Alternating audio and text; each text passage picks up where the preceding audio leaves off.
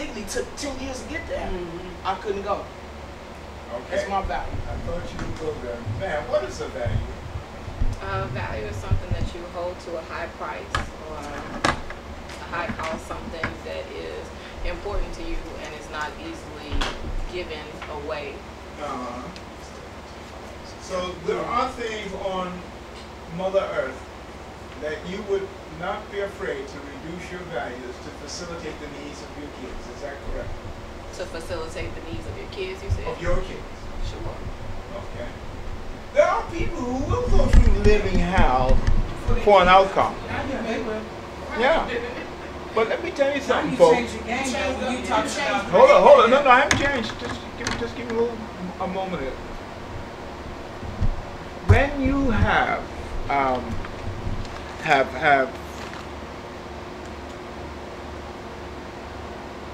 think I have it here in poetic form.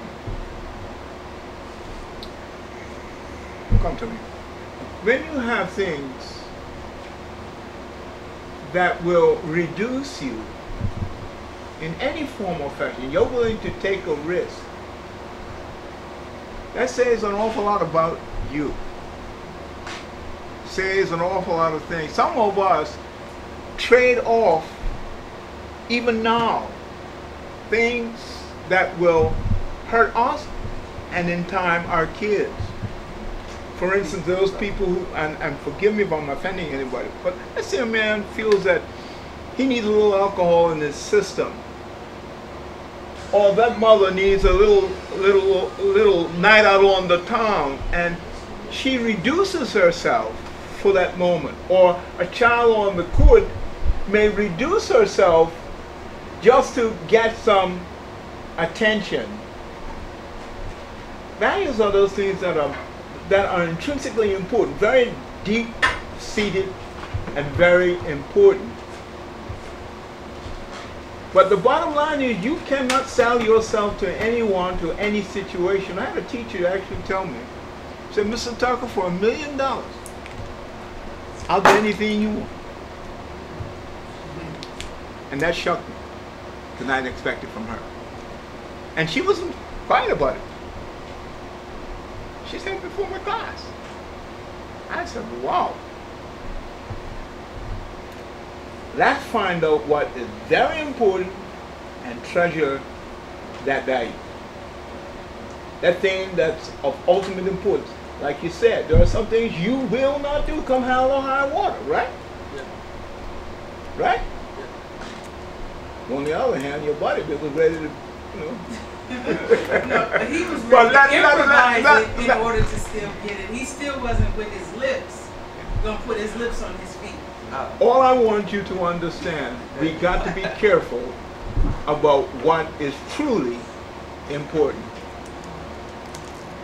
I wanted to focus on just one of the things that helps the family to become strong. Your values.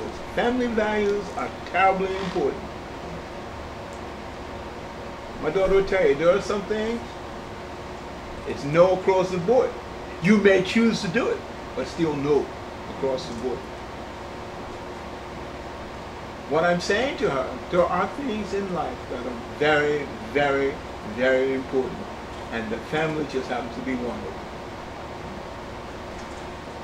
I'm glad you brought that up, because that ties into everything we've been talking about, really, and how it all goes back to us as individuals and where our self-esteem is at.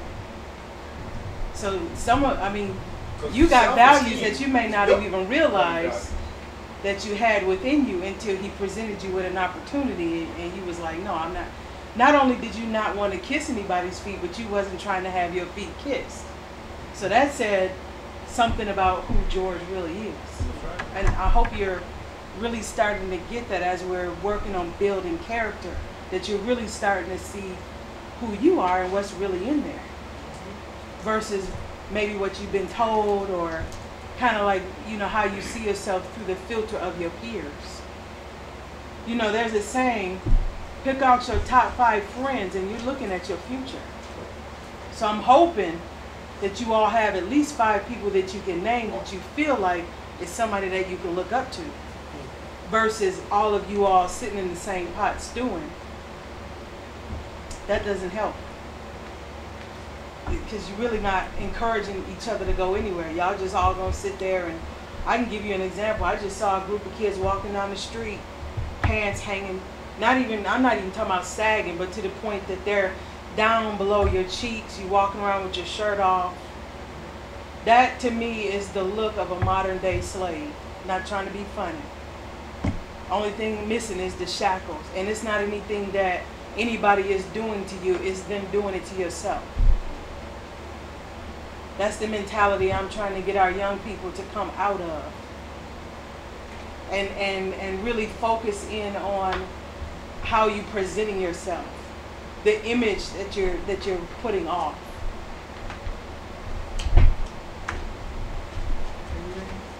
We're gonna move into our poetry now. We're gonna stay on this family thing for a couple of weeks because I see how much it has really invoked and how much we can really talk about it. And then, you know, I got a project I want us to do that kind of lines up with our affirmations that we'll work on next week, and we can talk a little bit more.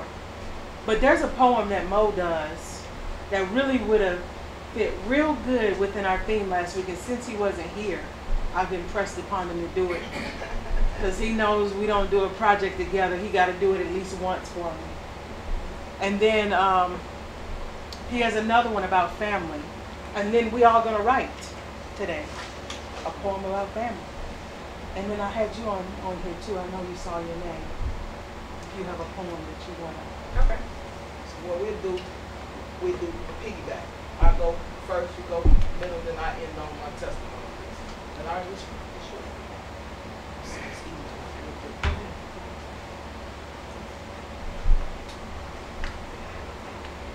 You know, I brought my book. I have one. So while I do mine.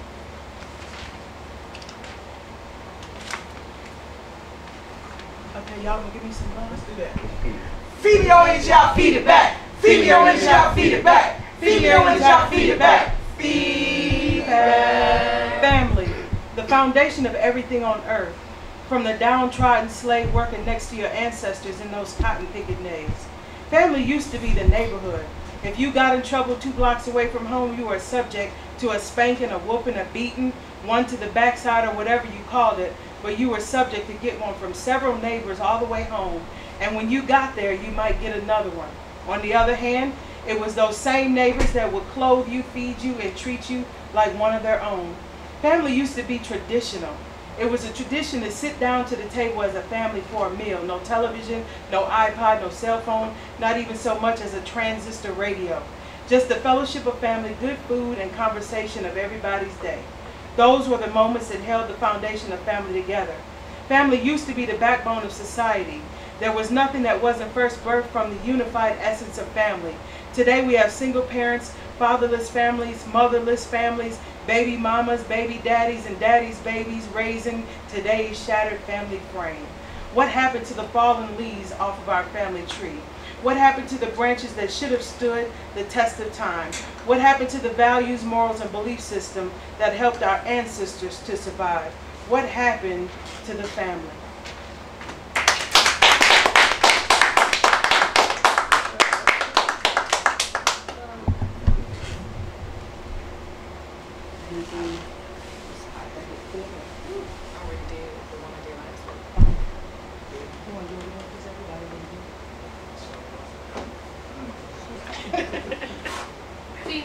Feed me your energy, I'll feed it back. Feed me your energy, I'll feed it back. Feed me your energy, I'll feed it back. Feed back.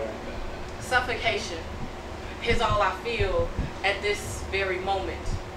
The thought of this me that's not afraid to be free, indeed to no end, is frightening. As I began to shake, I would rather leave than deem this a mistake, because when I decided to face my fears, I never factored in the things that could be at stake. It seems like inhaling is an impossible task. I feel restrained like a broken limb inside of a cast. If I had one wish, the only thing I would ask is that my frustrations would serve me like an oxygen mask. Then maybe I could survive this very moment. That was that moment. But since that moment, I have vowed to never allow my insecurities or unsureties be stifling to the delivery of my creativity, because although a delivery made prematurely can be detrimental to that has been developing in me, having something overdue left inside of you can be detrimental to not only you but also to society. You see, we all have something that someone needs to survive. But if we keep it inside, then we'll let it grow until it dies, and in the process it'll kill you too. So I ask you, are you overdue? I have something to deliver. I have something that someone needs. But before I can expect you to drop your guards enough to let me in, I must first comprehend my own ability to build, produce, develop, and lead, you see. Greatness is not our gift. Greatness is our command. Our gift is what God has blessed us with in order to reach our fellow sister and man, but greatness is the magnitude in which we are to do it. Greatness allows you the ability to lift someone up and let them know that, hey, that trial you're dealing with, you can get through it. But you must first get beyond this very moment. Now, of course, that moment is going to be different for me than it is for you. But that's only because our individual struggles are a direct connection to our individual purpose and what we were created to do. But regardless of what your struggle is in relation to mine, the bottom line is that this very moment is only one minor moment in time. So let's not dwell on the past, being that there is no one issue that will ever last. But let's move forward and begin to uncover, because you see, you and me, we have a duty to each other. To every son with no mother, to every daughter with no dad, to every woman with no covering, and to every man who has never experienced a warm heart or a helping hand, we have a duty to each other. We have a duty to teach her that she is more than her behind. And we have a duty to teach him that, yes, son, real men do cry. We have a duty to teach her the love of the Father, since her dad seemed to never have time. And we have a duty to teach him that love lies in our heart, son, not between the thighs. You see, when I began, suffocation was all I felt. The thought of this me that's not afraid to be free, indeed to no end, was frightening. But then I realized that the gifts that lie beneath my fears are so much greater than any tear I've ever cried. I realized that my life, it isn't about me, but it's about the purpose in which God has placed on the inside. So I ask you to take a moment to reevaluate your position if you haven't stepped into your purpose yet. For me, I can say it was, I need to be free. But for you, I ask, what's your revelation of this very moment?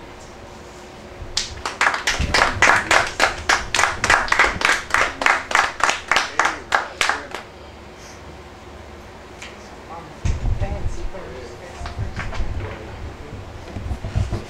Come on now. It's, you know, getting there. Feed me on your job, Feed it back. Feed me on your job, feed it back. Feed me on your job, feed it back. Feedback. Hair done, nails done, everything did. You fancy, huh? You fancy, huh? Hair nappy, nails crappy, you might have to sport a wig. You fancy, nah. You fancy, nah.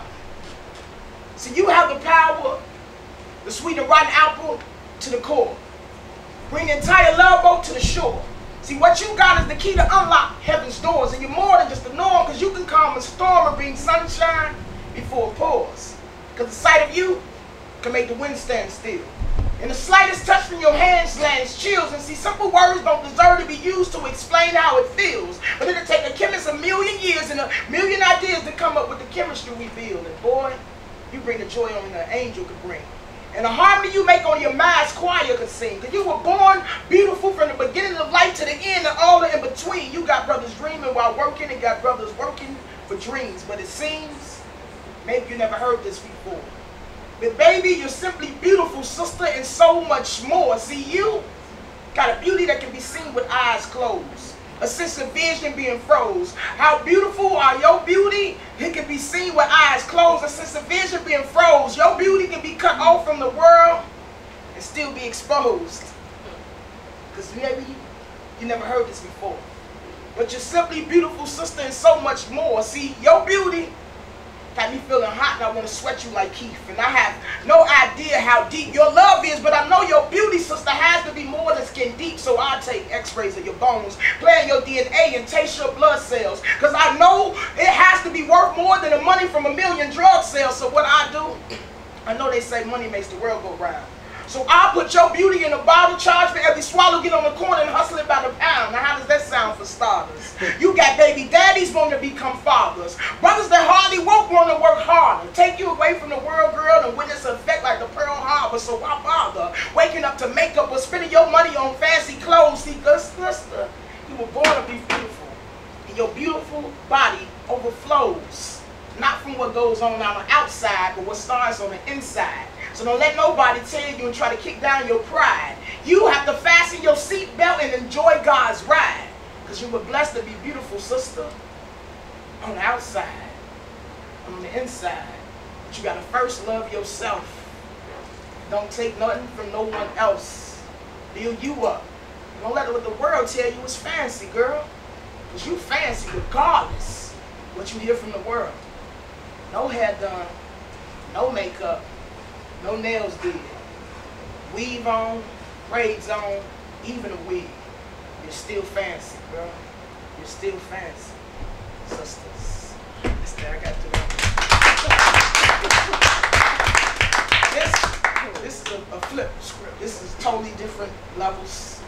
But y'all just gonna get a little bit of Mr. Mo today. This is like my testimony, my story.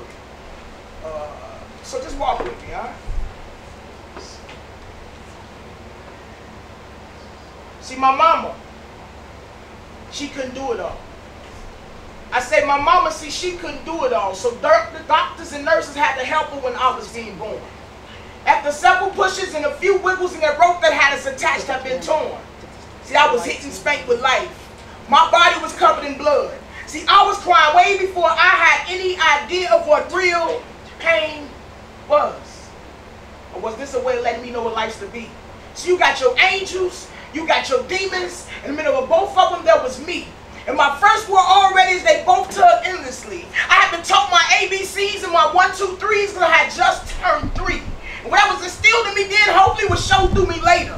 Whoever pulled the longest or pulled the strongest will show and prove to be greater, but greater is he that is in me. But see, George, my mama, she couldn't do it.